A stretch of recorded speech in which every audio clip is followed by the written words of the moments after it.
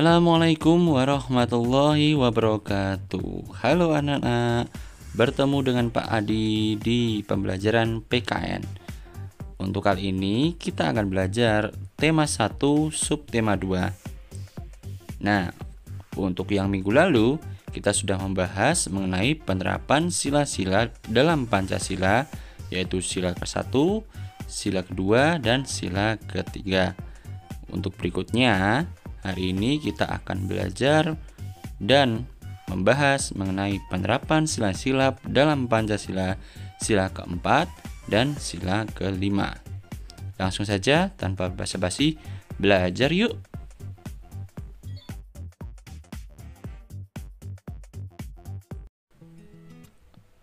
Kita mulai. Untuk yang pertama adalah dasar negara Indonesia.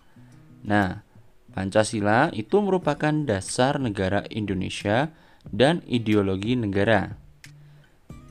Pancasila dilambangkan dengan gambar Garuda yang di tengahnya ada 5 simbol.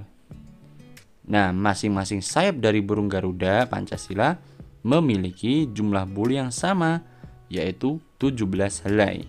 Hal ini melambangkan tanggal 17. Bulu pada ekor Garuda Pancasila berjumlah 8 helai yang melambangkan bulan Agustus yang merupakan bulan ke-8. Jumlah bulu yang berada pada pangkal ekor yang terletak di bawah perisai berjumlah 19 helai. Sedangkan bulu pada leher burung Garuda Pancasila berjumlah 45 helai.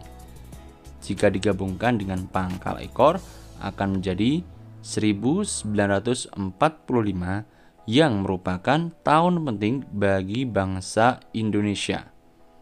Secara keseluruhan, lambang burung Garuda membentuk 17 Agustus 1945 yang merupakan hari kemerdekaan Indonesia. Adapun Garuda Pancasila yang memegang semboyan Bhinneka Tunggal Ika, yaitu berbeda-beda tapi tetap satu. Next, yaitu adalah penerapan nilai-nilai sila keempat Pancasila. Lambang dari sila keempat Pancasila yaitu adalah banteng. Nah, sila keempat mengandung makna pemerintahan dari rakyat, oleh rakyat, dan untuk rakyat dengan cara musyawarah untuk mencapai mufakat, seperti dilambangkan dalam Pancasila sila keempat yaitu banteng, yang notabene adalah hewan yang suka berkumpul. Berkumpul sama dengan musyawarah. Musyawarah adalah suatu upaya bersama dengan sikap rendah hati untuk memecahkan persoalan guna mengambil keputusan bersama dalam penyelesaian masalah. Nilai-nilai yang terkandung dalam sila keempat Pancasila antara lain: yang pertama, mengutamakan kepentingan negara dan masyarakat. Oke, jadi tidak mengutamakan kepentingan pribadi.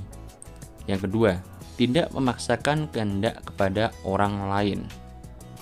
Jadi kita punya pendapat, kita tidak bisa memaksakan pendapat kita kepada orang lain. Yang ketiga, mengutamakan musyawarah dalam mengambil keputusan untuk kepentingan bersama. Ya. Yang keempat, menerima dan melaksanakan hasil musyawarah dengan rasa tanggung jawab. Penting sekali.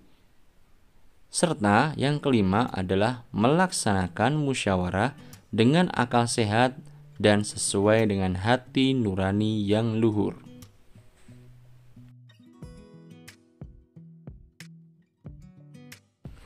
Penerapan nilai-nilai sila keempat Pancasila. Ya, sila keempat itu menjadi pedoman dalam menyelesaikan masalah yang menyangkut kepentingan bersama. Jadi, jika ada suatu masalah di dalam suatu forum atau masyarakat atau kelas itu bisa diselesaikan dengan musyawarah. Sesuai dengan sila keempat Pancasila, penyelesaian masalah sebaiknya dilakukan dengan cara musyawarah untuk mencapai mufakat. Mufakat itu adalah keputusan bersama, bukan keputusan individu. Contoh pengamalan sila keempat Pancasila dalam kehidupan sehari-hari. Salah satunya yaitu melakukan musyawarah untuk menentukan jadwal ronda di lingkungan. Yang kedua, mengikuti pemilihan umum, misalnya pemilihan presiden atau pemilihan kepala daerah bagi yang sudah berumur 17 tahun dan sudah memiliki KTP tentunya. Yang nomor 3, mengikuti pemilihan ketua kelas dengan tertib. Nah, ini pastinya sudah kalian lakukan dari sejak kelas 1 sampai kelas 6 ini ya. Mungkin kelas 5 ada kendala, kelas 6 mungkin di sini ada kendala juga. Insya Allah kedepannya kita atau kalian akan mengikuti pemilihan ketua kelas lagi ya. Yang keempat yaitu adalah tidak memaksakan kehendak dalam suatu musyawarah yang diikuti.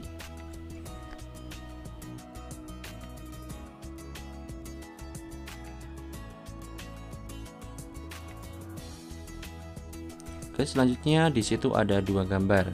Nah, siapa yang tahu manakah contoh musyawarah mufakat?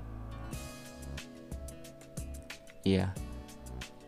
Untuk gambar kiri, yaitu yang ada orang berbaju kuning itu, apabila gambar tersebut terjadi, berarti musyawarah tersebut tidak mencapai titik temu, sehingga musyawarah tersebut akhirnya berujung kericuhan dan adu pendapat, saling adu argumen, dan saling menyalahkan.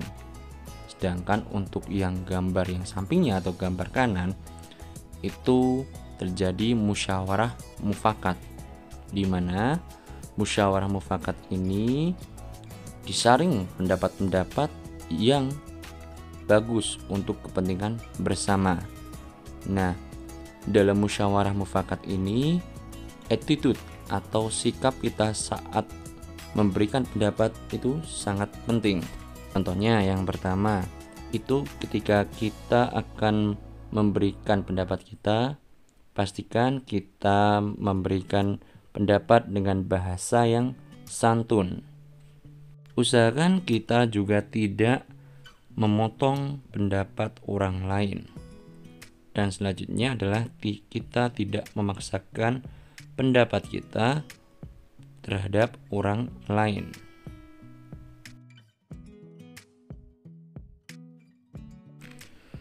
Penerapan sila kelima Pancasila dalam kehidupan sehari-hari. Sila kelima Pancasila bermakna tujuan bangsa Indonesia adalah tercapainya masyarakat Indonesia yang adil dan makmur secara lahir dan batin. Keadilan merupakan salah satu tujuan negara Indonesia sebagai negara hukum. Penegakan keadilan akan membuat kehidupan masyarakat Indonesia menjadi aman, tentram, dan sejahtera. Sila kelima Pancasila melambangkan padi dan kapas.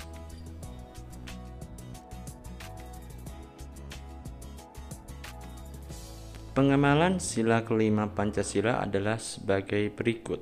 Yang pertama adalah bersikap adil. Yang kedua, menjaga keseimbangan antara hak dan kewajiban. Nomor 3, menghormati hak-hak orang lain. Yang keempat, suka memberi pertolongan kepada orang lain. Yang kelima, tidak bersifat boros dan bergaya hidup mewah. Nomor 6, tidak melakukan perbuatan yang merugikan kepentingan umum. Dan yang nomor 7 adalah menghargai hasil karya orang lain. Menabung adalah pengamalan sila kelima Pancasila. Nah, dengan menabung kita dapat melatih untuk hidup hemat dan kita bisa memikirkan apa guna uang kita di masa depan. Jadi kita tidak boleh boros ya untuk saat ini, dikarenakan banyak orang yang kesusahan dan serba kekurangan. Lebih baik kita bisa memberikan sebagian atau secuil uang kita kepada mereka yang membutuhkan, dan kita bisa mendapatkan apa yang kita inginkan ke depannya. Begitu saja dari Pak Adi. Demikian untuk pembelajaran hari ini. Wassalamualaikum warahmatullahi wabarakatuh.